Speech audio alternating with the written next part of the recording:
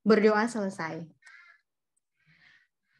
Pada malam hari ini, rekan-rekan yang terkasih, sungguh kesempatan yang berbahagia karena pada malam hari ini kita akan sama-sama menyimak materi yang akan disampaikan oleh Pak Adi Tri Wurjatmiko, Eskep Nurse MKep.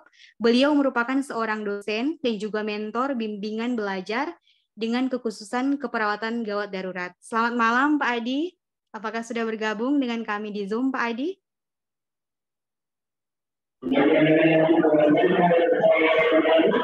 Selamat malam Pak Adi. Ya, selamat malam Fitri. Baik Pak Adi. Oke, kesempatannya kami berikan kepada Pak Adi untuk langsung memaparkan materi. Pada Pak Adi kami persilahkan.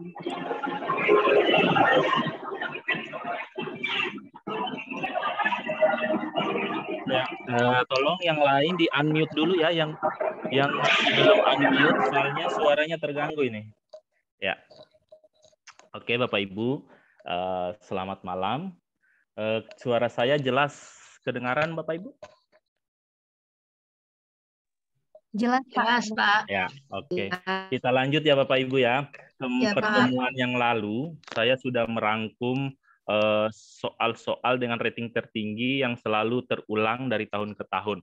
Nah, pertemuan kali ini saya melanjutkan lagi. Saya sudah membuat rangkuman mengenai materi-materi kegawat daruratan yang tidak pernah alfa muncul soal-soalnya baik di ujian P3K maupun di ujian kompetensi nursing ya.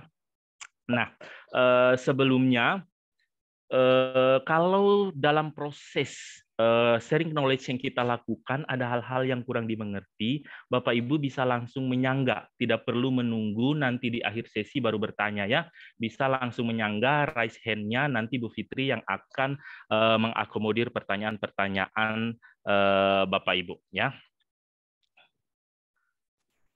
Selanjutnya materi saya sudah kelihatan Bapak Ibu? Ada tugas A. Belum. Materi saya sudah kelihatan? Belum Pak. Belum Pak. Belum Pak. Bentar ya. Oke. Sudah kelihatan? Ada. Sudah Pak. Ya, Ibu ya. Jadi materi kita pada sesi yang kedua ini khusus untuk keperawatan gawat darurat, meskipun sebenarnya putus-putus ya. Ya, kalau seperti ini jelas Bapak Ibu? Jelas Pak. Saya lanjut ya. Jadi kalau mungkin suara saya kurang jelas, silakan disanggah biar kita sama-sama enak dalam proses sharing knowledge-nya. Ya, saya ulangi lagi bahwa meskipun ini khusus untuk keperawatan gawat darurat, tetapi sebenarnya materi yang saya bawakan ini sudah mencangkup seluruh departemen keperawatan. Paling subjek-subjeknya saja yang dirubah. Yang tadinya misalnya settingnya di UGD, mungkin kalau untuk KMB dia ubah menjadi setting ICU, setting rawat inap dan sebagainya. Tetapi intinya sebenarnya sama saja ya Bapak Ibu ya. Nah, untuk pertemuan kali ini kita akan membahas mengenai pokok bahasan yang pertama itu gangguan keseimbangan asam basah. Ini selalu muncul dari tahun ke tahun. Apa saja yang akan kita bahas mengenai gangguan keseimbangan asam basah? Yang pertama itu adalah asidosis metabolik, asidosis respiratorik, alkalosis metabolik, dan alkalosis respiratorik. Nah, ini adalah gangguan-gangguan keseimbangan asam basah yang selalu muncul soalnya. Ya, saya sudah merangkum, saya sudah membuatkan rangkuman seringkas-ringkasnya dan sesederhana mungkin agar Bapak Ibu bisa menguasainya. Kenapa? Karena ini gampang-gampang susah mengenai soal ini. Banyak yang salah di sini. Ukomners rata-rata menurut analisis soal yang kami lakukan selalu kalau ada muncul soal gangguan keseimbangan asam basah, tingkat kebenarannya itu hanya berada di atas 35%. Jadi di sini saya sudah buatkan rangkuman-rangkuman yang dapat menyederhanakan proses pemahaman mengenai gangguan keseimbangan asam basah. Karena di sini kita akan berbicara mengenai analisis gas darahnya yang membedakan antara satu diagnosa dengan diagnosa yang lain. Kemudian yang kedua adalah bantuan hidup dasar. Ya, ini selalu muncul BHD. Kalau orang singkat bilang itu BHD, CPR itu sama saja. Ya, jadi yang akan kita lakukan di sini ada airway management itu selalu muncul, breathing management untuk pola nafasnya itu selalu muncul, dan yang terakhir adalah circulation management. Ini salah tulis ya, bukan circulation tapi circulation management. Nah, inilah pokok bahasan yang akan kita bahas pada malam ini. Tentunya sudah saya siapkan contoh-contoh soal yang kami desain semirip mungkin dengan soal-soal uji kompetensi ataupun ujian P3K untuk kompetensi teknis. Kita masuk pada pokok bahasan yang pertama ya Bapak Ibu. Pokok bahasan yang pertama ini mengenai gangguan keseimbangan asam-basa. Di sini saya sudah buatkan tabelnya. Tidak ada cara lain Bapak Ibu harus hafal. Saya yakin kalau Bapak Ibu sudah hafal tabel yang saya buatkan ini, pasti diputar bagaimanapun soalnya, pasti Bapak Ibu bisa menjawab. Ya, yang pertama itu nilai normal gas darah dulu yang harus dikuasai. Yang pertama ada pH, nilai normal yang kita pakai itu adalah 7,38 sampai dengan 7,42 untuk pH. Kemudian untuk PCO2-nya itu 38 sampai 42 mmHg dan HCO3-nya adalah 22 sampai dengan 26. Ini gampang dihafal. Nah, selanjutnya yang harus dikuasai adalah batasan gangguan asam basa. Yang pertama itu adalah asidosis. Kalau berbicara asidosis berarti pH-nya yang tinggi, ya Bapak Ibu ya. Jadi kalau berbicara asidosis berarti pH-nya yang pH-nya yang rendah. Ya, kalau berbicara asidosis. Kecuali alkalosis berarti pH-nya yang tinggi. Di sini saya sudah kasih muncul tanda-tandanya untuk indikasi daripada asidosis respiratorik. Setiap gangguan keseimbangan itu dibagi lagi menjadi 3 jenis, yaitu ada asidosis, misalnya asidosis respiratorik murni, kemudian ada terkompensasi sedang, dan asidosis respiratorik terkompensasi penuh. Perbedaannya ada di sini. Ya, kalau asidosis murni, pH-nya itu lebih besar daripada pH normal. Kemudian PCO2-nya itu lebih tinggi dibandingkan dengan PCO2 normal. Akan tetapi HCO3-nya itu dia normal. Kalau ada komposisi gas darah seperti ini, maka dia adalah gangguan asidosis respiratorik murni. Ya. Yang kedua ada namanya asidosis respiratorik terkompensasi sedang. Ya, atau terkompensasi sebagian. Terkompensasi sebagian ini adalah pH-nya itu di bawah normal, kemudian PCO2-nya di atas normal, kemudian HCO3-nya juga di atas normal. Nah, yang terakhir adalah asidosis terkompensasinya pH-nya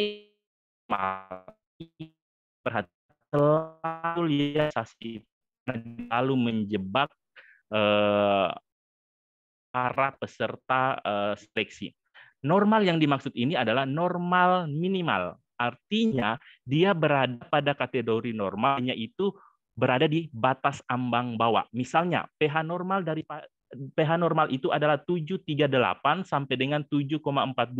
Jadi normal yang dimaksud untuk asidosis respiratorik biasa berada di tengah ke bawah. Jadi berada di antara 7,38, 39 sampai dengan 40 itu masuk di normal. Jadi biasanya dia gunakan nilai pas 7,38. Itu namanya normal minimal yang berada di batasan paling bawah. Nanti kalau untuk alkalosis itu normal biasanya ambil di bagian atas ini ya Bapak Ibu ya. Lebih mudah nanti kalau kita aplikasikan di soal. Ini memang harus dikuasai. Nah, selanjutnya adalah asidosis metabolik. Metabolik itu di bawah normal, kemudian HCO3-nya itu di bawah normal, PCO2 normal. Ya, kemudian untuk asidosis terkompensasi sedang pH di bawah normal, ya, kemudian PCO2 sama HCO3-nya itu di bawah normal. Sedangkan terkompensasi penuh pH-nya itu di bawah standar minimal, kemudian PCO3-nya itu di bawah normal dan juga CO itu di normal. Masuk pada alkalosis. Kalau berarti ciri khasnya adalah pH-nya lebih dari normal atau di atas normal. Itu kalau ingat-ingat ya, asidosis itu di bawah normal, itu di atas normal, daripada pH-nya. Jadi dulu respiratorik, asidosis metabolik. Asidosis ya, respiratorik itu PCO3-nya tapi kebanyakan alosis respiratornya itu P2 itu justru di bawah normal, kemudian HCO3-nya baru normal. Itu dikatakan alosis respiratorik murni.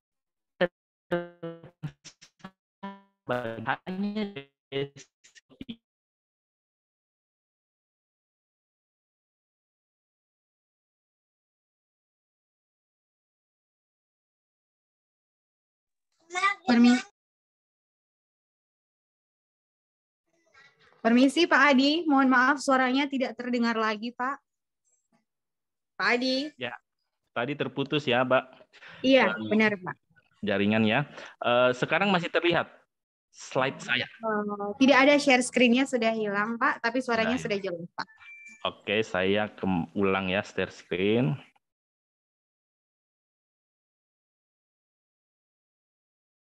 Ya, sudah jelas Bapak Ibu? Sudah Pak, sudah jelas, sudah terlihat tampilannya. Ya, tadi saya jelaskan alkalosis respiratorik masih kedengaran? Iya Pak, kedengaran Pak. Oke, saya lanjut ya. Tadi sudah alkalosis respiratorik, selanjutnya kita masuk pada alkalosis metabolik. Alkalosis berarti pH-nya tinggi, kan metabolik. Ciri khas dari alkalosis metabolik yaitu pH-nya tinggi untuk yang murni, kemudian PCO2-nya normal, akan tetapi HCO3-nya itu HCO3 yang ini itu di atas normal. Ya, untuk terkompensasi sedang alkalosis metabolik di sini sudah saya kasih kode pH-nya itu di atas normal, kemudian PCO2 di atas normal dan HCO2 di atas normal. Sedangkan terkompensasi penuh pH-nya itu normal, kemudian PCO2-nya di atas normal, dan HCO3-nya itu di atas normal. Nah, yang terakhir adalah alkalosis respiratorik tambah metabolik, yaitu pH-nya di atas normal, kemudian PCO2 di bawah normal, dan HCO, ini salah ya, ini harusnya di atas normal, PCO2-nya, kemudian HCO3-nya di atas normal. Ya, Bapak Ibu, ini memang bikin pusing, ya. Ini memang bikin pusing, tetapi kalau Bapak Ibu sudah lihat polanya ini sama sebenarnya. Ya, silakan diperhatikan baik-baik, baca 2 sampai 3 kali, insya Allah pasti sudah bisa dipahami. Ya, kalau Bapak Ibu sudah hafal ini, paling tidak Bapak Ibu kuasai ya, insya Allah soal-soal mengenai asidosis metabolik ini akan Bapak bisa jawab dengan benar. Di uji kompetensi yang lalu, asidosis metabolik ini soal yang paling banyak muncul. Semoga di P3K ini jangan terlalu banyak, karena ini selalu memancing kesalahan dari para penjawabnya. Sangat mudah untuk saya tidak ada cara lain. Bapak Ibu harus mampu menguasai tabel yang saya sudah sediakan ini. Ya Bapak Ibu ya.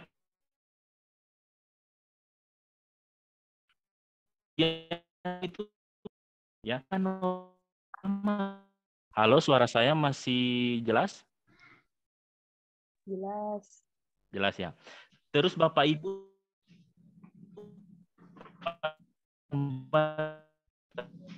dosis metabolik dengan alkalosis ya. Suaranya putus-putus Pak, izin. Halo Bapak Ibu. Masih sekarang terdengar Pak. Ini sekarang terdengar Pak. Oke. Kalau begitu saya ulangi ya. Di sini yang menjadi membingungkan pasti Bapak Ibu lihat asidosis metabolik yang terkompensasi penuh. Sudah lihat ya? Ada normal, PCO2-nya di normal, PCO3 bawah normal. Ini nanti pasti sama dengan alkalosis terkompensasi penuh, alkalosis respiratorik. Normal di bawah ya, PCO2-nya, kemudian HCO3-nya juga di bawah normal. Terus apa yang membedakan? Yang membedakan Bapak Ibu nilai normalnya. Ingat ya, asidosis itu jadi untuk terkompensasi penuh, normal yang dia gunakan biasa nilai normal minimal. atau di garis paling bawah. Sedangkan untuk alkalosis, karena dia itu pH-nya, prinsipnya pH-nya harus di atas normal, maka di sini nilai normal yang dia gunakan untuk terkompensasi penuh adalah nilai normal maksimal atau di batas atas. Ya, biasa digunakan 7,42. Bisa dipahami kan Bapak Ibu? Ya, Pak. Ya, jadi yang mengecoh itu di terkompensasi penuh. Ini ada yang sama ini. Ya. Terkompensasi penuh asidosis metabolik sama dengan terkompensasi penuh pada alkalosis metabolik. Yang membedakan adalah di nilai normal ini. Jadi perhatikan, kalau dia menggunakan nilai normal ambang atas, ya, ambang atas yaitu 7,42, berarti jawabannya alkalosis. Tetapi kalau dia menggunakan ambang bawah, berarti nilainya nilainya adalah asidosis. Ingat, kalau dia mempertanyakan soal terkompensasi penuh, dia tidak mungkin menggunakan pH yang berada di tengah-tengah. Pasti dia menggunakan ya. Ingat hal ini Bapak Ibu. Jangan sampai muncul lagi masalah terkompensasi penuh. Karena jarang sekali yang muncul asidosis murni. Selalu yang dia tanyakan terkompensasi penuh atau terkompensasi sebagian. Mudah-mudahan tahun ini yang muncul adalah yang murni sehingga gampang dibedakan. Oke. Sampai sini tidak ada pertanyaan sebelum saya masuk ke contoh soal. Tidak ada pertanyaannya Bapak Ibu? Atau suara saya tidak kedengaran lagi? Terdengar, Pak, suaranya. Oh, kedengar. Oke, kita lanjut ya soal. Oke, Pak. Ya. Silakan dijawab Bapak Ibu, saya bacakan. Seorang perempuan berusia 4 tahun masuk ke IGD dengan diagnosis pneumonia. Hasil pengkajian pasien tampak lemah. Tekanan darah 130/100, heart rate 80, respiration rate 22 kali per menit. Dan telah dipasangkan oksigen kanul nasal 2 liter per menit. Hasil pemeriksaan AGD, pH pasien 6,51 mm hidrogirum. Kemudian HCO3-nya adalah 20 8, PO2 90, dan SaO2-nya 98%. Apakah interpretasi hasil analisis pemeriksaan AGD pada kasus di atas? A. Alkalosis metabolik, B. Asidosis metabolik, C. Alkalosis respiratori, D. Asidosis respiratorik, dan E. Asidosis terkompensasi sebagian. Silakan dijawab Bapak Ibu.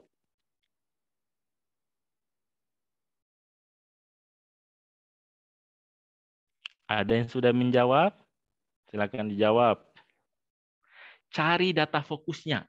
Data fokus yang pertama yang Bapak cari nilai pH-nya untuk menentukan dulu dia alkalosis atau asidosis.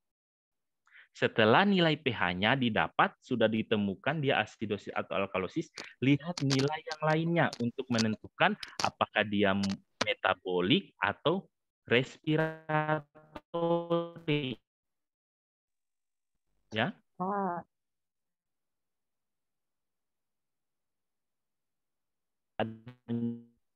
B, B, D, D, oke.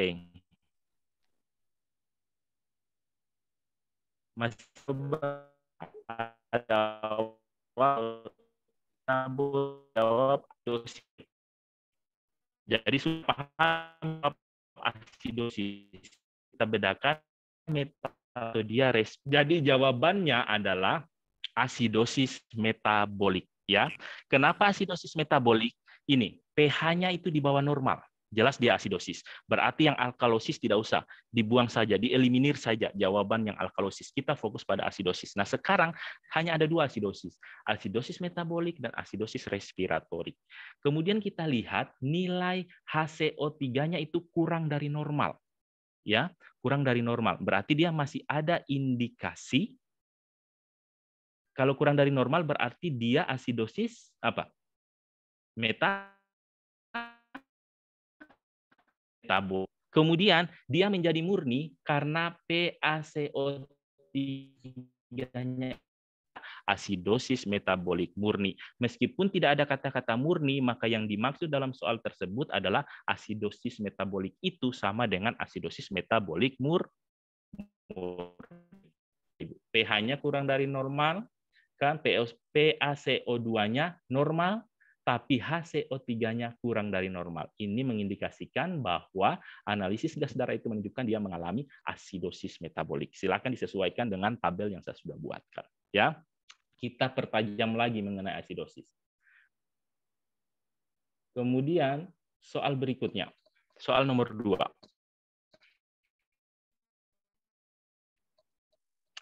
Seorang laki-laki berusia 43 tahun masuk ke IGD dengan diagnosis pneumotoraks.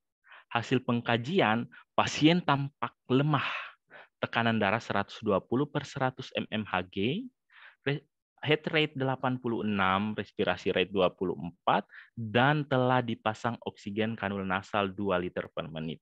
Hasil pemeriksaan AGD, pH 6,9, 22 MEq per L, kemudian PaCO2 90 mmHg, PO2 100 mmHg, dan SaO2 96%. Apakah interpretasi hasil pemeriksaan AGD pada kasus di atas? Jadi triknya ini tidak usah dibaca semua Bapak Ibu. Langsung lihat soal terakhirnya, analisis gas darah yang dia tanyakan. Interpretasi analisis gas darah berarti Bapak Ibu langsung fokus saja pada hasil pemeriksaan AGD-nya. Sekarang caranya bagaimana? Tentukan dulu dia asidosis atau alkalosis. Cari pH-nya. Kalau pH-nya kurang dari normal, berarti dia asidosis. Kalau pH-nya di atas normal, berarti dia alkalosis.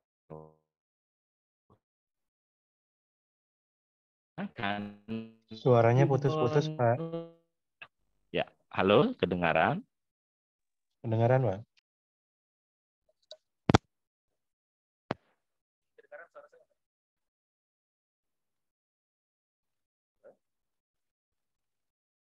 Suaranya tidak ada, Pak.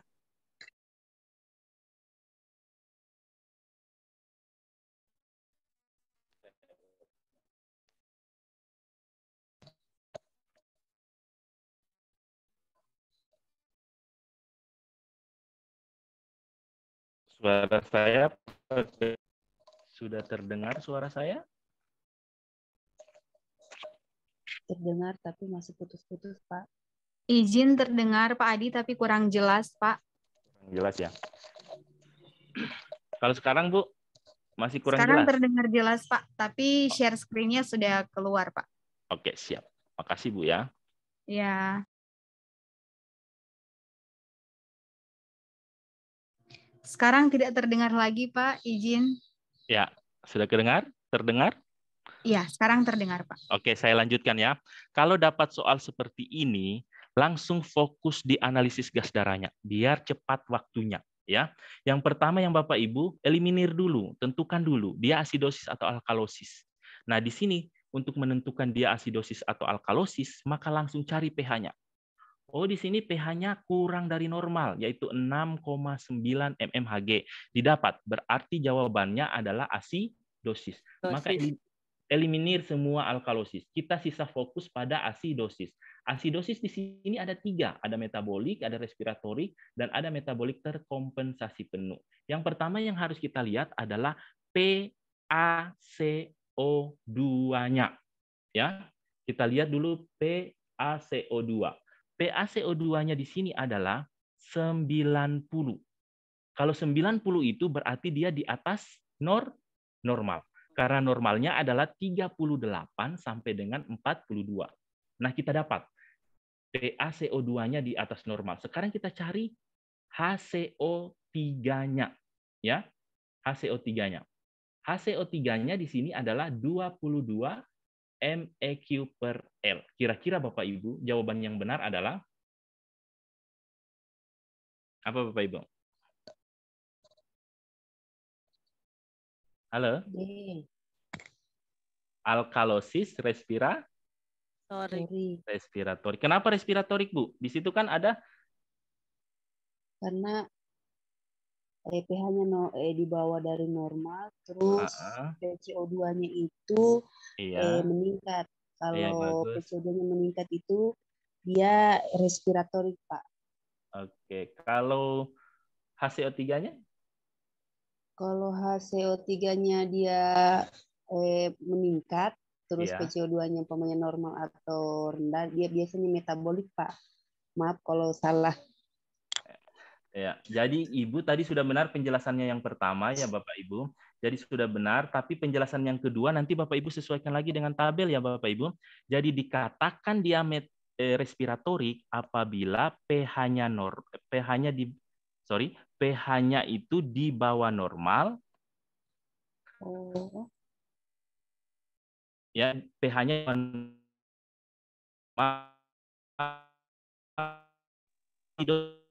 Suaranya putus-putus, Pak. asidosis. Ya, kalau dia pH-nya di bawah normal, halo? Sudah jelas suara saya? Ya, Pak, sudah terdengar, Pak. Ya. Kalau pH-nya di bawah normal, berarti dia itu adalah asidosis. Ini dia asidosis. Nah, untuk menentukan respiratorik atau metabolik untuk asidosis, kita lihat PCO2-nya. PCO2-nya ini adalah di atas normal, berarti dia masuk kategori respiratorik. Tetapi Ibu belum bisa stop sampai di situ, karena respiratorik juga itu ada 3, ada yang murni, ada sebagian, dan ada yang penuh. Dia menjadi asidosis respiratorik murni jika memenuhi 3 syarat. Yang pertama itu adalah pH-nya di bawah normal, yang kedua adalah PCO2-nya di atas normal, dan yang ketiga adalah HCO3-nya itu normal. Ya, jadi untuk soal ini HCO3-nya itu normal, yaitu 22. Ya, nilai normalnya kan 22 sampai 26. Ketika HCO2-nya ini juga tinggi atau di atas normal, maka jawabannya bukan asidosis respiratorik lagi, tetapi jawabannya adalah asidosis respiratorik terkompensasi sebagian. Ya. Paham Bapak Ibu? Sudah jelas ada di tabel tadi, ya. Jadi silakan di screenshot tabelnya. Jadi di sela-sela buka Facebook, di sela-sela nonton YouTube, silakan dilirik tabel yang saya sudah buatkan tadi. Insya Allah akan bermanfaat nantinya Bapak Ibu. Ya. Di sini saya lihat sudah pada tahu cara membedakan asidosis dengan alkalosis. Tapi yang menjadi kesusahan Bapak Ibu ini membedakan antara respiratorik dengan metabolik dan juga terkompensasinya. Itu semua ada di tabel Bapak Ibu ya. Gampang kalau sudah dapat silanya. Sekarang kita masuk soal yang ketiga Bapak Ibu. Silakan dijawab. Seorang perempuan berusia 56 tahun masuk ke UGD dengan diagnosis TBC. Hasil pengkajian pasien tampak sesak, tekanan darah 100, heart rate-nya 68, respirasi rate-nya 28, dan telah dipasang oksigen kanul nasal 2 liter per menit. Keluarga klien menyatakan klien mengalami keluhan yang sama 2 bulan yang lalu. Hasil pemeriksaan AGD, ya, pH-nya itu 7,8. HCO3-nya 28. PCO2-nya 42, PO2-nya 100 mmHg, dan SaO2-nya 95%. Apakah interpretasi dari analisis pemeriksaan AGD tersebut? Silakan dijawab Bapak Ibu. Di screening dulu Bapak Ibu, dia alkalosis atau asidosis. Setelah itu baru tentukan dia metabolik atau respiratorik.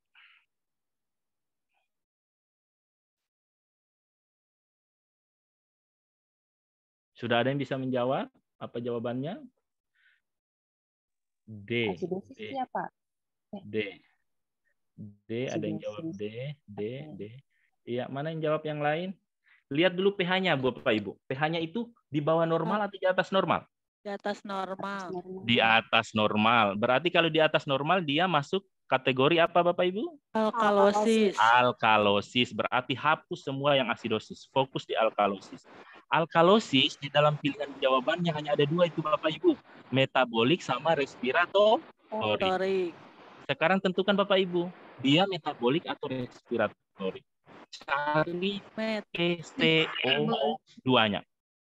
Halo? PCO2-nya. Ya, PaCO2 cari 42 normal. Normal. Terus HCO3-nya Bapak Ibu? Tinggi. HCO3-nya tinggi. Berarti dia Alkalosis adalah metabolik murni. alkalosis metabolik murni. Pintar. Bagus sekali Bapak Ibu sudah mulai paham ya. Sesuai dengan tabel kan Bapak Ibu? Iya, Pak. Ya, jadi mulai paham tabelnya ya Bapak Ibu. Kalau sekilas kita baca memang rumit, tetapi kalau sudah diulangi 2 kali, 3 kali, pasti Bapak Ibu lihat alurnya itu sama, ya. Sisa cari daya ingatnya saja yang bermain. Jadi benar ya. Jadi jawabannya adalah alkalosis. Alkalosis metabolik murni. Ya, metabolik murni. Ya, Bapak Ibu ya. Kalau di pilihan jawaban tidak ada kata murni, berarti yang dia maksud itu adalah murni. Ya, Bapak Ibu ya. Bagus. Sudah benar. Kita latihan lagi soal berikutnya. Seorang perempuan 37 tahun, langsung ya kita fokus ke analisis gas darahnya. Analisis gas darah, pH-nya itu 7,8. HCO3-nya 26. HCO3 26 itu naik atau turun, Bu? Normal. Normal. Kemudian PCO2-nya Bu 30,5. Naik. Naik. Itu naik atau normal? Turun. Turun. Turun. Turun, Pak. Normal Turun. di bawah di bawah Bawah normal. normal. Berarti dia apa? pH-nya kan alkalosis, respiratori. Bagus. Jadi jawabannya adalah alkalosis respiratori.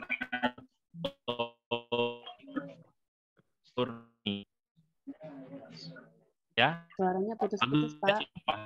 Selanjutnya kita masuk. Sekarang jelas suara saya? Jelas, Halo. Pak. Oke, jelas ya. Jadi jawabannya alkalosis respiratorik murni. Ya, Bapak Ibu, kalau saya bicara ciri khas orang Sulawesi itu bicaranya padat. Halo? Halo? Masih putus-putus? Ya, Pak. Suaranya kurang jelas, Pak Adi. Masih putus-putus, Pak. Sudah jelas, Bapak Ibu? Suara saya? Kayaknya jaringan malah baik. Halo? Halo. Ya, suara saya jelas, Ibu Supena? Halo? Jelas, Pak. Putus-putus, Pak. Jelas, Pak. Udah Oke, jelas ya. Ada yang jelas, ada yang putus-putus. Oke. Sampai mana tadi? Ya, jadi tolong diingat-ingat seperti yang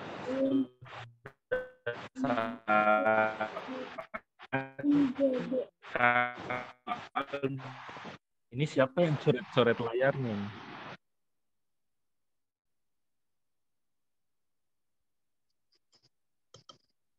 Halo? Kedengaran saya? Putus-putus, Pak. Hilang timbul, Pak. Terdengar suaranya putus-putus. Putus-putus, Pak, sekarang. Ya, terus. Aduh. Halo? Halo. Sudah jelas suara saya, Pak Asep? Jelas, Pak. Jelas. Oke. Saya lanjut ya. Soal yang kelima. Ini lumayan banyak soal hari ini. Masih tentang asidosis sampai semuanya lancar. Seorang perempuan berusia 39 tahun. Pemeriksaan analisis gas darahnya pH 7,32. HCO3 18 MEq per L. PaCO2 33 mg. 6 dan 97. Interpretasi hasil analisis pemeriksaan analisis darah pada kasus tersebut.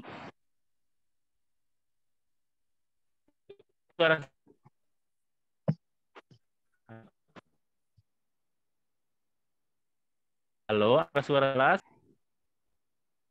Tuh, ini Pak hilang Bapak timbul, Ibu, suara Pak. saya. Ya Allah, Hilang timbul, Pak, suaranya. jaringan ini.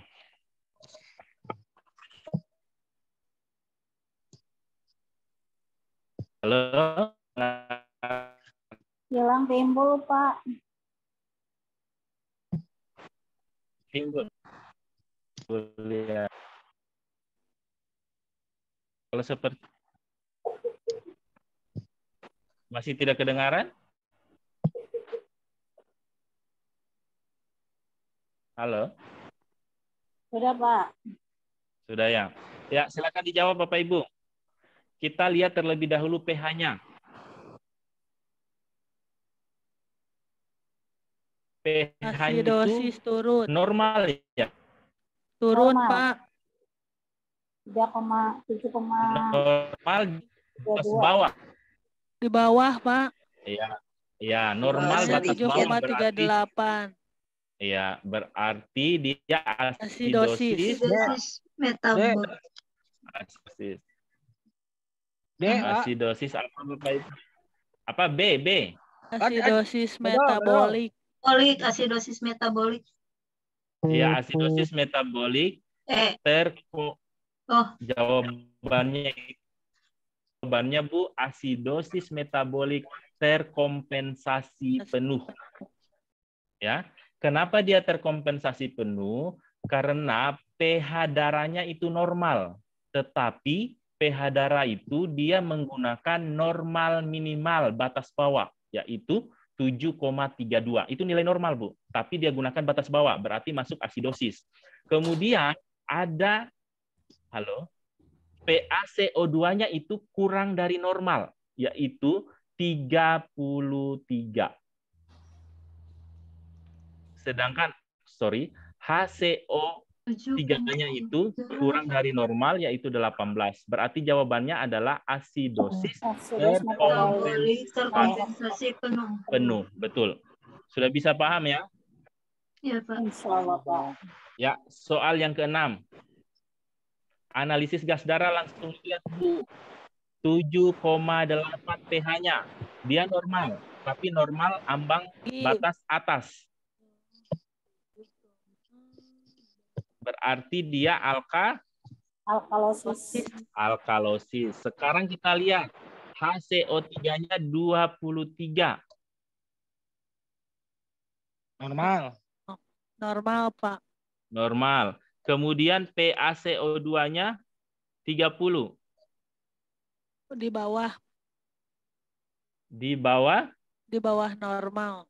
Di bawah normal. Berarti jawabannya apa Bapak Ibu? Silakan.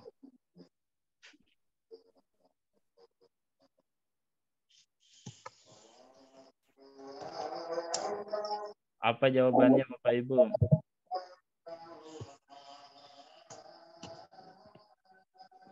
Dia Alkalosis. ya, pH-nya kan alkalosis, ya. Ya. Terus HCO3-nya kan normal. Ya. Kemudian kita beralih ke PCO2-nya adalah 30. 30 itu kurang dari normal. Berarti dia adalah terkompensasi sebagian. Ya, sudah bisa bedakan ya antara terkompensasi sebagian, terkompensasi penuh, dan murni. Hanya ada 3 itu yang Bapak Ibu perhatikan. Silakan dikuasai yang ini Bapak Ibu. Saya sudah buatkan rangkumannya ya. Insya Allah kalau kuasai ini pasti akan bisa lewat soal-soal asidosis metabolik dan respiratori. Selanjutnya kita masuk pada pokok bahasan berikutnya.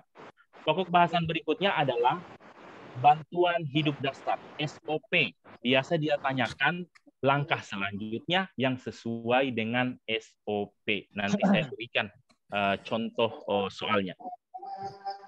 Pak, izin Pak, tolong Ya. dong Pak, diperbesar. Oh ya, sip. Ini layarnya siapa yang coret-coret ya? Siapa fasilitatornya ini?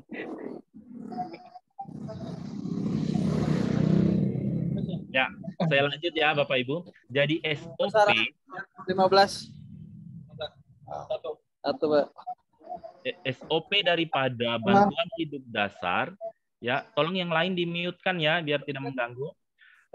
SOP daripada bantuan hidup dasar itu kita menggunakan rekomendasi American Heart Association tahun 2020 ya. Jadi semua soal-soal bantuan hidup dasar itu ataupun cardiopulmonal resuscitation itu selalu menggunakan rekomendasi AHA tahun 2020 ya.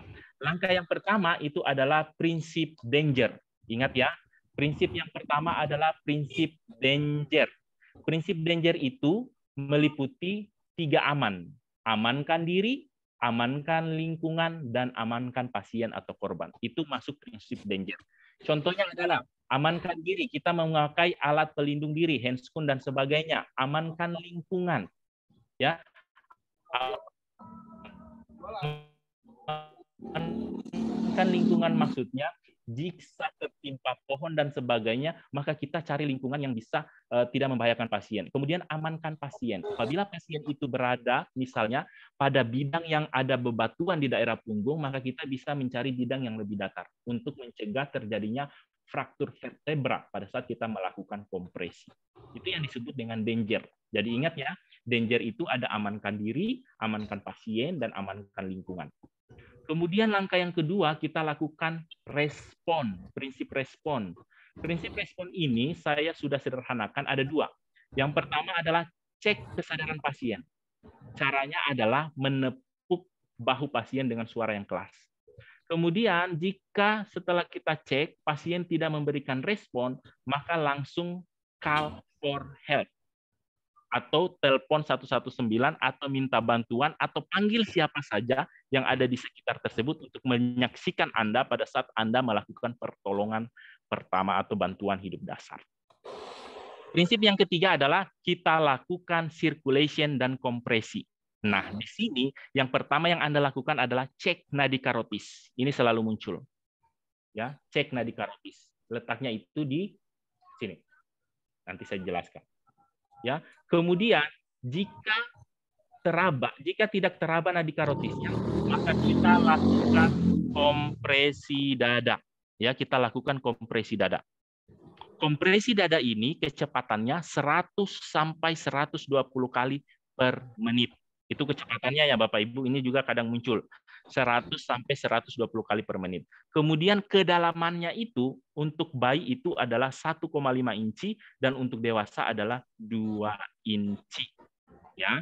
Kemudian untuk rasionya untuk dewasa baik 1 penolong maupun 2 penolong, kompresi itu rasionya adalah 30 kompresi dan 2 ventilasi. Baik 1 maupun penolong untuk orang dewasa. Nah, kalau untuk anak dan bayi, untuk 1 penolong rasionya itu 30 kompresi dan 2 kali ventilasi. Nah, untuk 2 penolong 15 kompresi dan 2 kali ventilasi.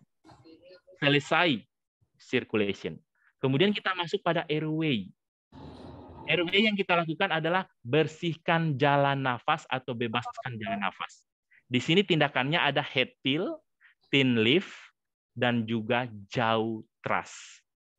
Ya, di sini juga ada finger sweep dan suction. Nah, yang kelima adalah breathing. Setelah lakukan CPR 2 kali pada ventilasi, maka kita lakukan pemberian oksigen. Ya, dan jika sudah teraba nadi karotis, nafas sudah ada, maka kita lakukan recovery position. Ini juga muncul. Ya, tahap yang terakhir setelah nadi karotis teraba, pernapasan sudah spontan, maka kita lakukan recovery position. Tujuannya adalah untuk mencegah terjadinya aspirasi yang akan menyumbat kembali jalan napas. Ya, Bapak Ibu ya. Saya kira ini tidak usah terlalu dalam. Kuasai saja ini, saya sudah sederhanakan, nanti saya share. Ini selalu muncul tahap-tahapnya ini ya. Jadi saya sederhanakan, sebenarnya ini masih banyak perintilannya, tetapi saya sengaja mengambil poin-poin yang sering muncul di soal. Nah, selanjutnya kita masuk pada teknik kompresi. Ini juga selalu muncul ya Bapak Ibu, teknik kompresi. Yang pertama itu korban harus diposisikan dalam posisi inline atau anatomi. Pak Asep bisa di-mute dulu mungkin suaranya Pak Asep. Di-mute dulu ya biar tidak kedengaran suara di sekitarnya. Udah Pak, udah di-mute. Asep Rahmat. Pak Asep Rahmat. Ya. Jadi korban yang pertama, teknik kompresi yang pertama itu adalah korban harus diposisikan pada posisi inline. Posisi inline itu biasa juga disebut dengan posisi anatomi. Tahun lalu ini muncul. Ya, dipertanyakan posisi apa yang tepat ketika seseorang akan diberikan cardiopulmonary resuscitation. Jadi jawabannya adalah kalau di dalam situ ada inline, maka inline jawabannya. Kalau tidak ada inline, maka Bapak Ibu cari posisi anatomi. Ingat ya, berbeda dengan posisi supinasi.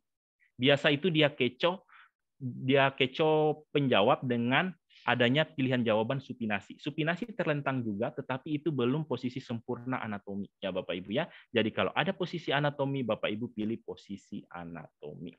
Nah, selanjutnya adalah posisi tubuh dan tangan untuk penolong itu 90 derajat dan lutut rapat ke kedua bahu korban. Ini belum pernah muncul, ya. Teknik ini belum pernah muncul di soal. Yang pertama itu sering muncul.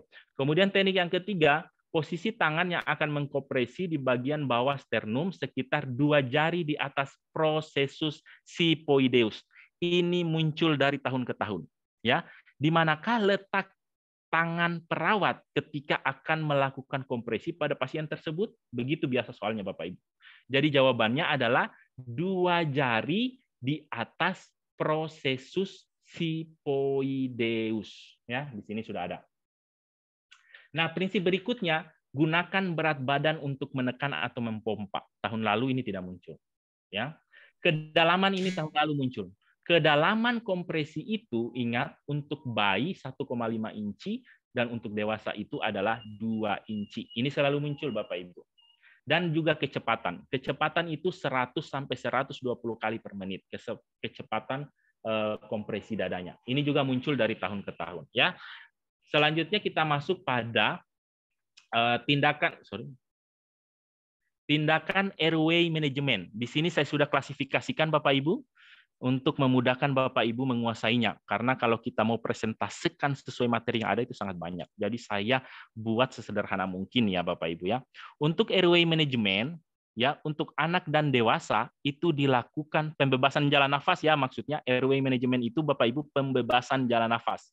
Untuk anak dan dewasa tindakannya itu adalah Heimlich maneuver ya, abdominal thrust, back blow dan chest thrust, kemudian jaw thrust, head tilt and chin lift dan finger sweep. Ya. Kemudian untuk ibu hamil itu Heimlich maneuver boleh, back bow boleh, kemudian chest thrust boleh, jaw thrust, head tilt and chin lift, dan finger sweep. Nah, untuk bayi yang kita lakukan adalah back blow, chest thrust, jaw thrust, dan head tilt and chin lift, dan finger sweep. Kenapa ini saya tampilkan?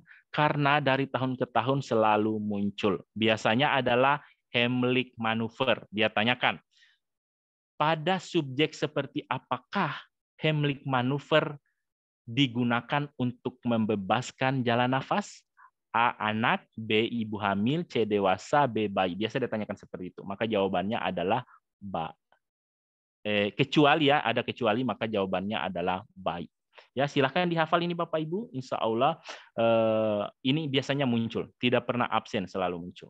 Nah, yang harus Bapak Ibu juga ketahui adalah jumlah pemberian oksigen menggunakan back valve mask setelah kita melakukan kompresi dada. Jadi seperti ini.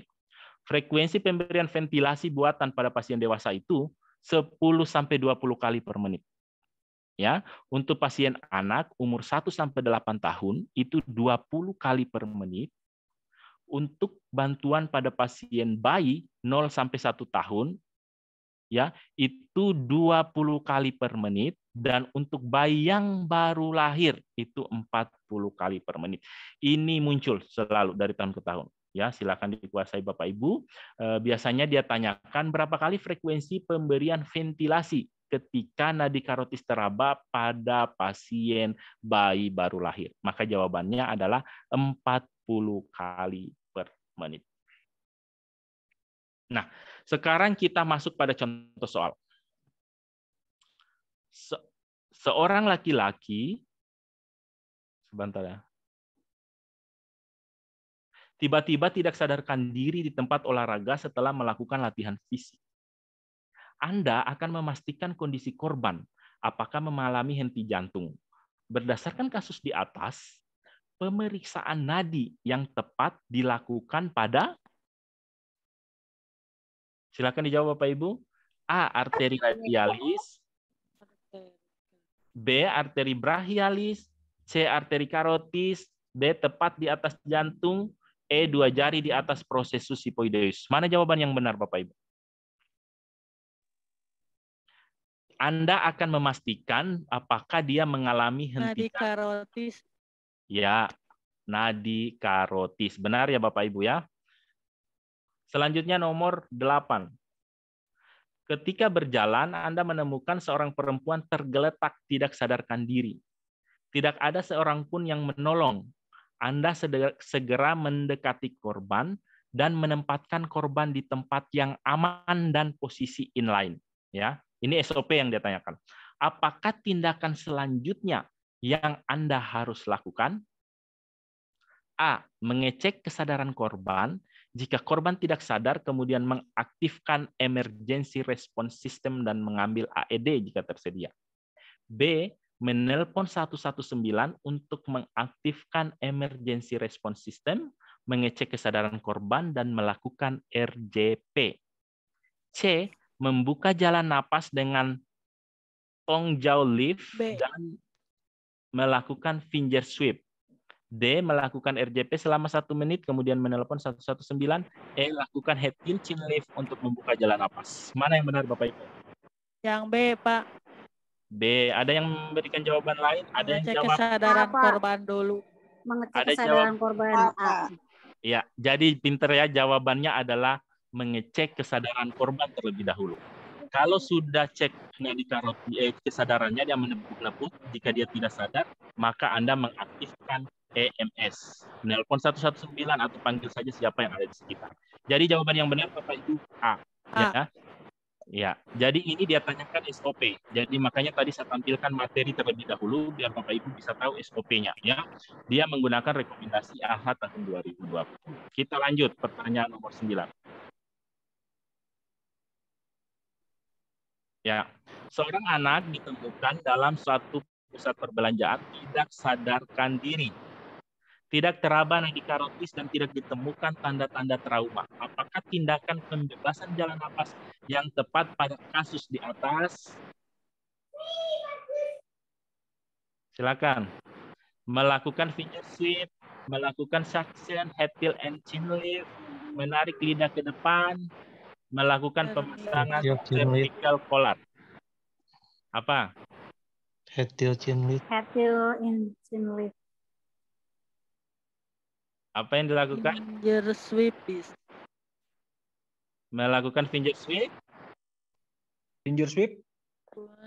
Apa? Ada yang jawab finger sweep? Ada yang jawab suction? Kira-kira apa jawabannya? Ada yang jawab A. Jadi jawaban yang benar Bapak Ibu adalah apa? C. Ya, head tilt and chin lift. Ya. Head tilt and chin lift.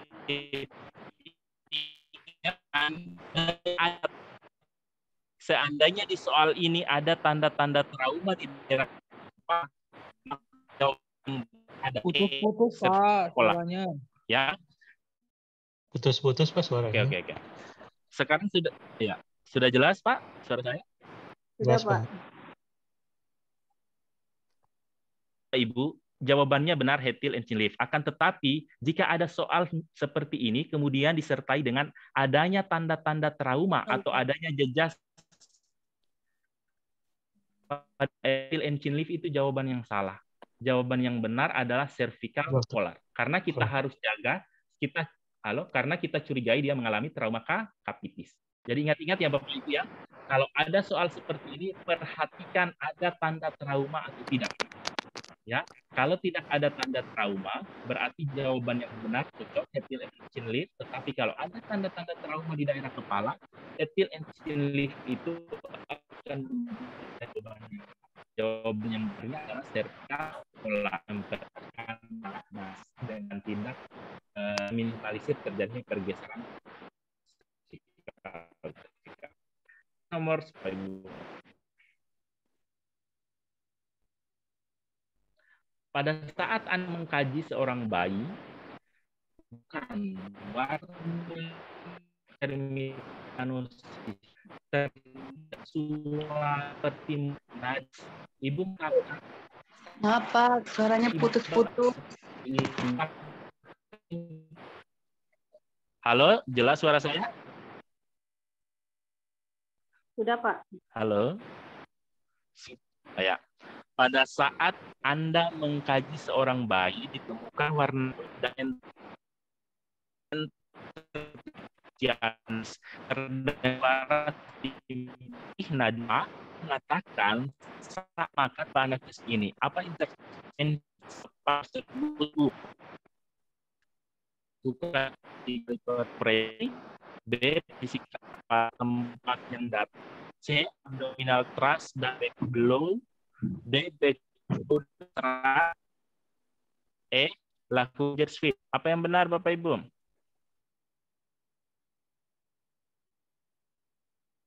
Back blow. D. Back blow and cheese. Back blow and cheese thrust. Chest thrust. Kenapa bukan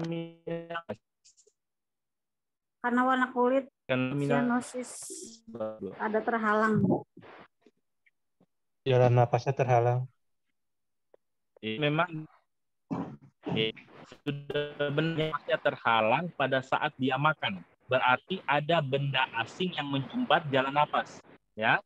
Nah, sekarang tindakannya adalah abdominal thrust dan black blow atau back blow dan chest thrust. Back blow dan chest thrust. Ya, back blow dan chest thrust. Ya. Bagus ya. Kita langsung soal berikutnya. Seorang laki-laki dibawa ke IGD karena kecelakaan lalu lintas. Hasil pemeriksaan didapatkan pasien mengalami penurunan kesadaran. Terdapat luka robek yang tidak teratur pada daerah temporal sinistra dengan pendarahan aktif. Tekanan darah 180, frekuensi 113 nadinya, frekuensi napas 35, pusmaul dan suara napas terdengar ngorok. Terdapat rinirho dan otorho positif sinistra, kemudian apakah intervensi untuk masalah di atas? Silakan Bapak Ibu. Melakukan cervical coral dan manuver jaw thrust. Kenapa alasannya Bapak Ibu? Karena kan itu ada rhinorea, ortorea positif. Ya. Terus napasnya juga udah 35 kali. 35 kali. Ya. Ada trauma servikal kan, kapitis. Ya, trauma kapitis ya. Jadi betul ya, dia ini mengalami kita harus bebaskan jalan nafasnya ya Bapak Ibu ya.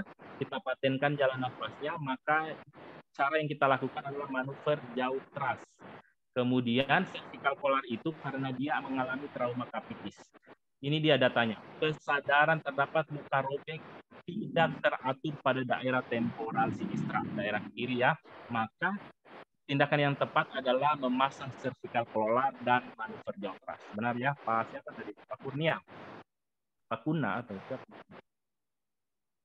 Ya, sekarang nomor 12. Masih kedengaran suara saya? Masih, Pak.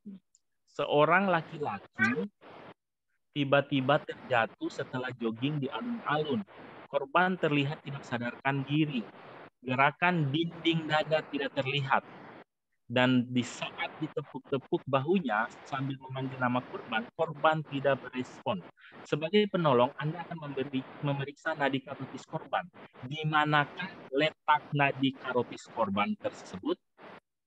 Ya, dia tanyakan letak nadi karotis di mana. A. 2 jari di samping leher pasien. B. 2 jari di samping trakea. C. Di depan musculosternocleidomastoideus. Kemudian 3 jari di atas PX. Dan E di bawah angulus mandibularis. Apa jawabannya Bapak? Halo? Terputus ya? Ada yang sudah menjawab? B. Ada yang menjawab B. Siapa lagi? Masih ada jawaban yang lain? Ada yang jawab E. Masih ada jawaban yang lain? Sudah tidak ada jawaban yang lain? Ya, kalau tidak ada jawaban yang lain, di sini jawabannya Bapak Ibu adalah C. Di depan musculosternocleidomastoideus, ya. Ini anatominya Bapak Ibu. Ya. Jadi dia ada di sternocleidomastoideus. Ini ya, di depan ini. Ya, di depan otot ini, maka disitulah adalah nadi karotis. Jadi ingat-ingat ya, jadi letaknya adalah di depan musculosternocleidomastoideus. Ya, ini selalu muncul. Sudah 3 tahun berturut-turut ini selalu muncul. Mudah-mudahan tahun ini muncul lagi, biar jawaban Bapak Ibu benar. Ya, kita lanjut soal nomor 13. Laki-laki berusia 45 tahun ditemukan tidak sadarkan diri di pinggir jalan. Ada sebagai perawat langsung mengecek kesadarannya dan pergerakan dadanya. Pasien tidak berespon dan tidak ada nafas. Kemudian Anda berteriak meminta tolong.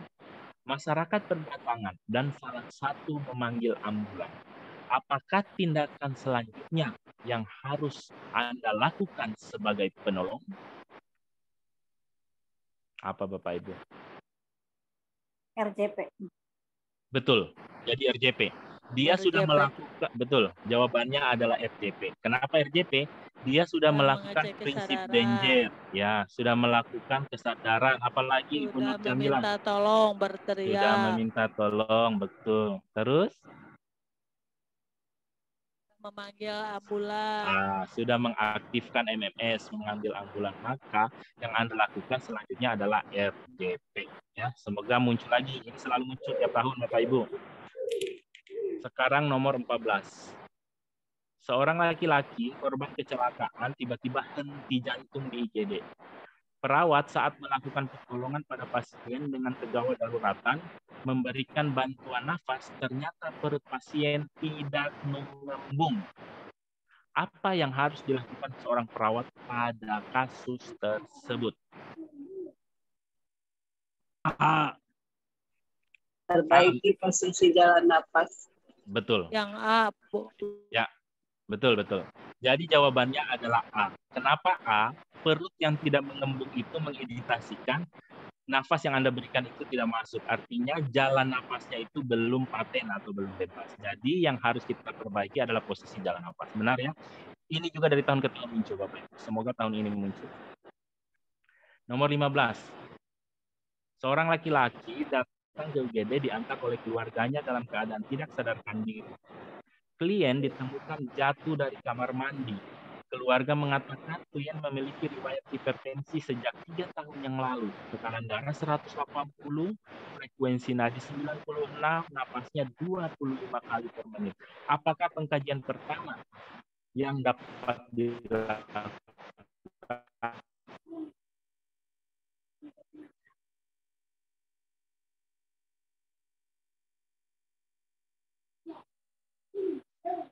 Saat pengkajian harus dilakukan.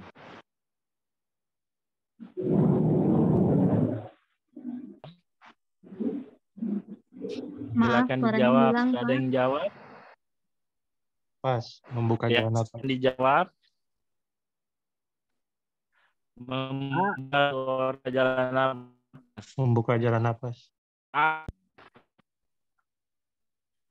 Ada yang membuka napas, ada yang penentuan afku, apalagi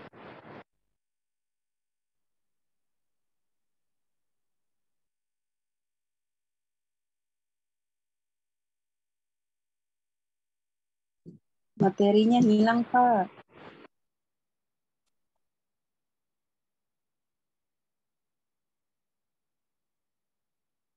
maaf ya, saya terputus lagi tiba-tiba.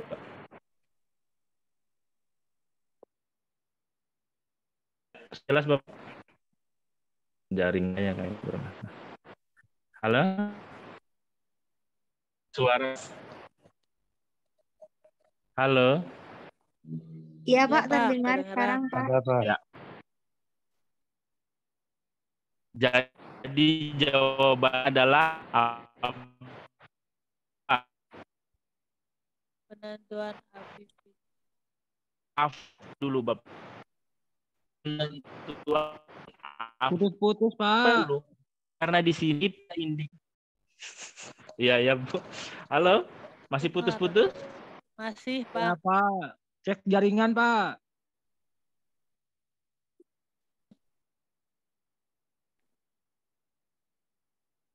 Iya, jaringan saya ini kayaknya.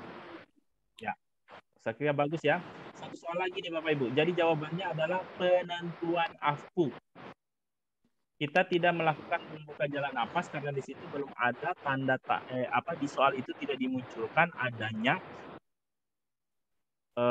gangguan-gangguan yang mengindikasikan kebersihan jalan nafas ya. Kemudian kita masuk pada soal yang terakhir. Masih kedengaran suara saya? Masih, Pak. Ya. Seorang perawat, seorang pasien tidak sadarkan diri di ruang status. Perawat telah memastikan lingkungannya aman, mengecek respon, tetapi bayi tidak berespon. Perawat memohon bantuan, cek tidak terabah sejak ada. Pada saat itu, terdapat 2 perawat yang berada di ruangan tersebut. Kemudian mereka melakukan FJP pada bayi dengan 2 penolong. Berapakah rasio kompresi ventilasi yang akan diberikan pada bayi tersebut? C, Pak. C. Ya, bagus. Jadi jawabannya adalah 15 kali banding 2 karena di situ dilakukan oleh 2 perawat dan pada bayi. Benar ya? Soal terakhir. Seorang perempuan berusia 24 tahun datang ke UGD dengan keluhan sesak napas sudah 5 menit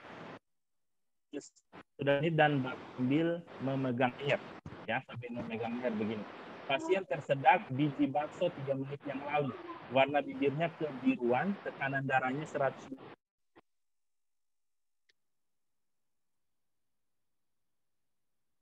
Heimlich manuver. A. Heimlich manuver. Apakah yang tepat untuk tersebut? Dia Heimlich manuver. karena biji bakso. Apa tindak ya? Apa? Jadi jawabannya adalah Emily ini. Mohon maaf ya kalau jaringan saya terputus-putus ya. Kalau masih ada saya diberikan sesi bimbel 1, mungkin saya masih ada 1 kali pertemuan, itu saya akan membahas mengenai manajemen bencana, triase dan juga luka bakar ya. Kalau masih diberikan waktu sama pengelola bimbelnya Bapak Ibu ya. Jadi kalau ada yang ingin ditanyakan silakan japri saya Ibu diktatornya. Ya, semoga Bapak Ibu semua mudah dalam memahami materi yang saya bawakan selama 2 kali pertemuan ini. Apakah ada yang ingin ditanyakan Bapak Ibu? Mungkin memiliki soal-soal lain yang belum bisa dipecahkan, silakan ditanyakan, nanti kita jawab bersama-sama. Ini jaringan. Pak mau nanya. Ya, Pak. Boleh. Ya, silakan satu-satu ya. Boleh siapa Ya, dulu? silakan. Mana fasilitatornya ini? Ya maaf, Bu Tasya tadi Pak saya. Oh ya, Bu Tasya. Ya, silakan yang mau bertanya dimulai dari yang Ibu dulu ya. Silakan Bu. Ibu Supena ya. Pak izin mau bertanya Pak. Ya, silakan Bu. Kalau di sini nanti ada soal untuk menentukan diagnosa keperawatan nggak Pak? Untuk Gadar. Iya, untuk Gadar.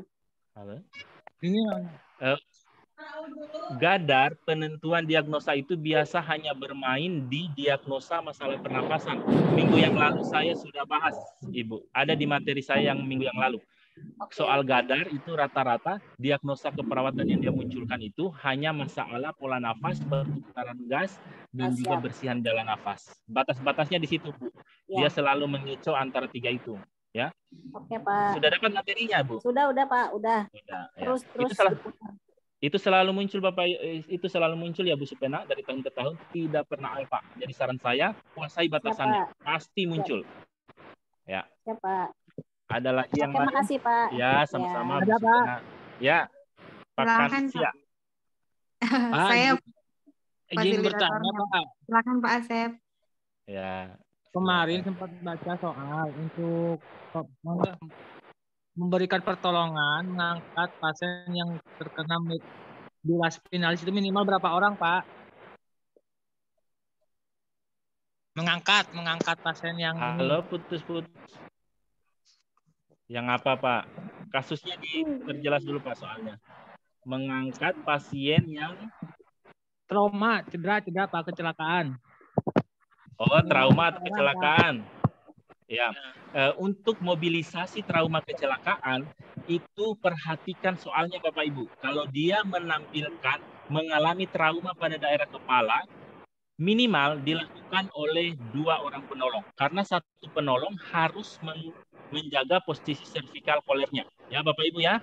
Tetapi kalau tidak ada trauma atau jejas di kepala, itu bisa dilakukan oleh 1 orang penolong. Ya Bapak Ibu. Paham Bapak Ibu? Halo? Bagaimana Pak Maaf, Pak. Asep? Ya. Kalau kemarin mah Pak Adi, maaf, kalau kemarin itu untuk menolong yang trauma pada servikal. Berapa Ya. orang harusnya? Oh, kalau untuk menorong pada trauma servikal itu Bu, minimal 2 orang. Tapi Kenapa? saya salah Pak, kalau nggak salah. Kenapa 2 orang Bapak Ibu? Karena satu harus memegang servikal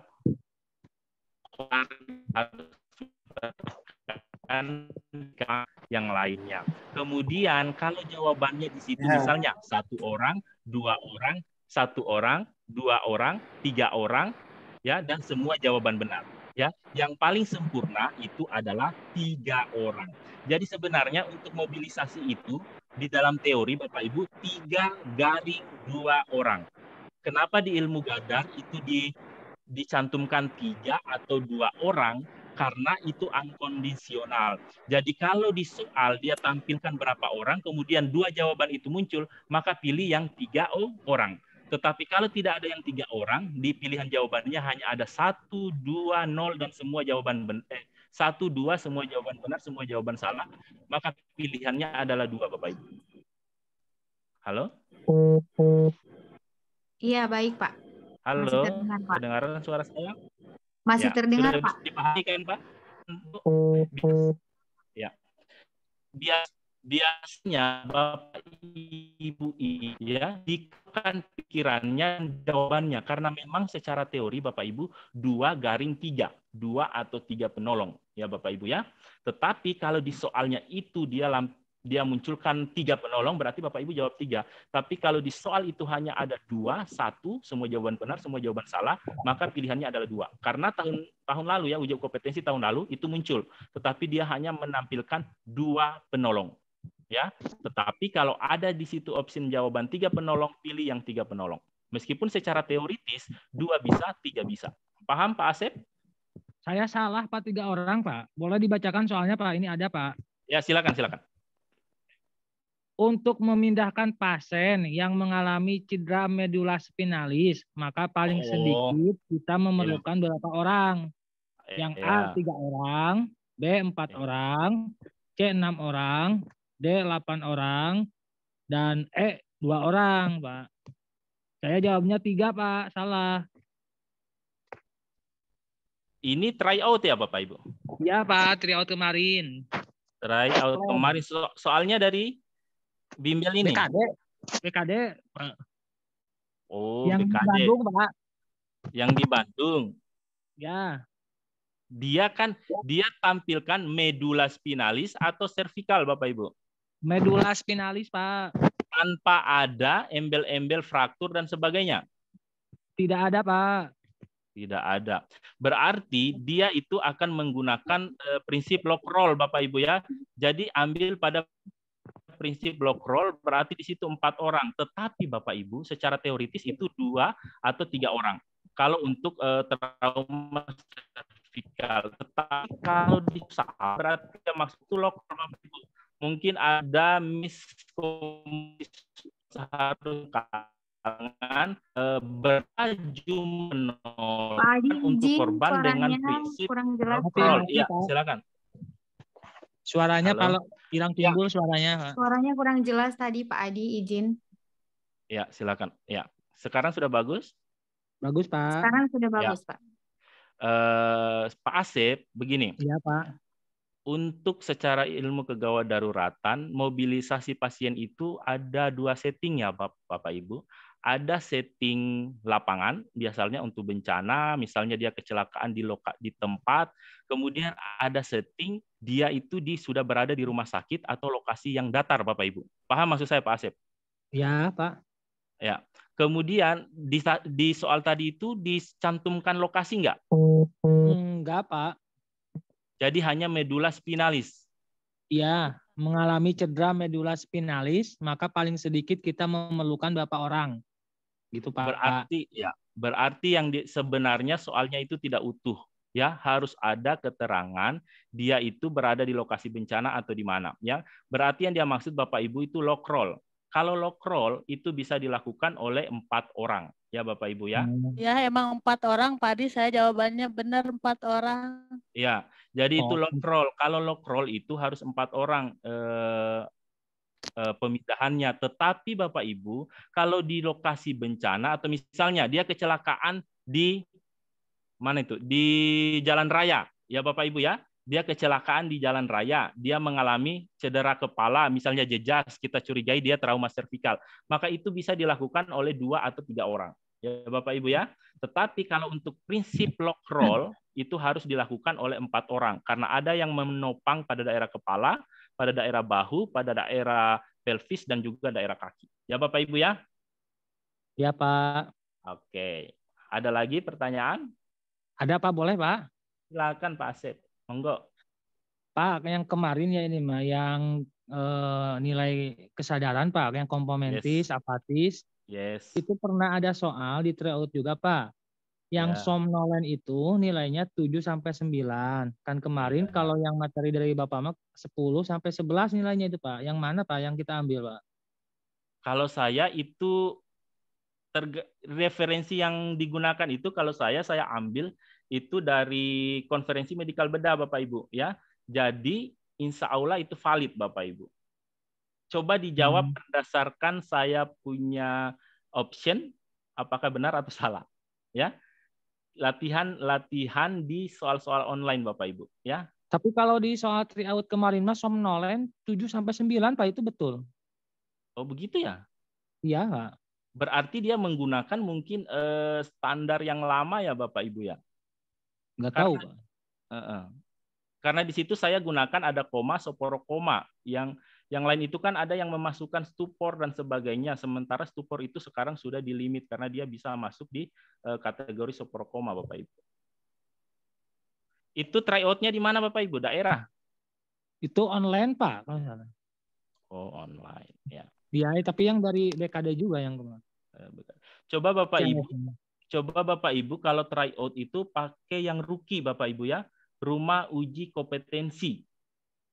Ya, insya Allah valid sumber-sumber referensinya Bapak Ibu. Ya. Siap Pak, terima kasih Pak. Ya, sama-sama Pak Asep. Ada lagi?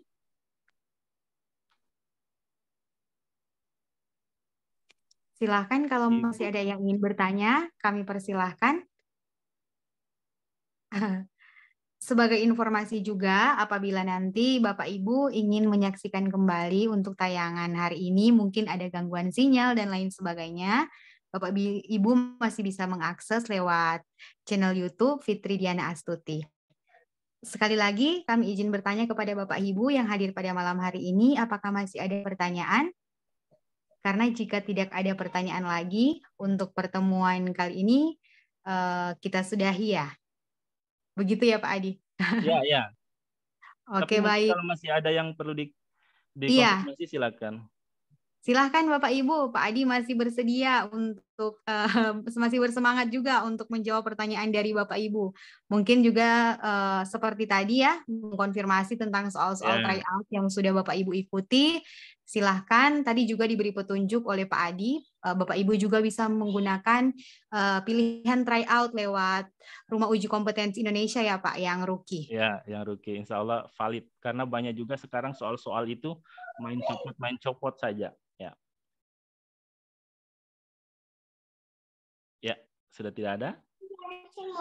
Sepertinya sudah tidak ada, bukan sih ya. Ibu Nur Jamila mungkin. Cukup Pak Adi, makasih. Enggak. Oh, cukup. Kemarin ada keluar 2 Pak Adi tentang itu GCS. Yang itu tadi yang dibilang sama Pak Asep benar. Oh iya.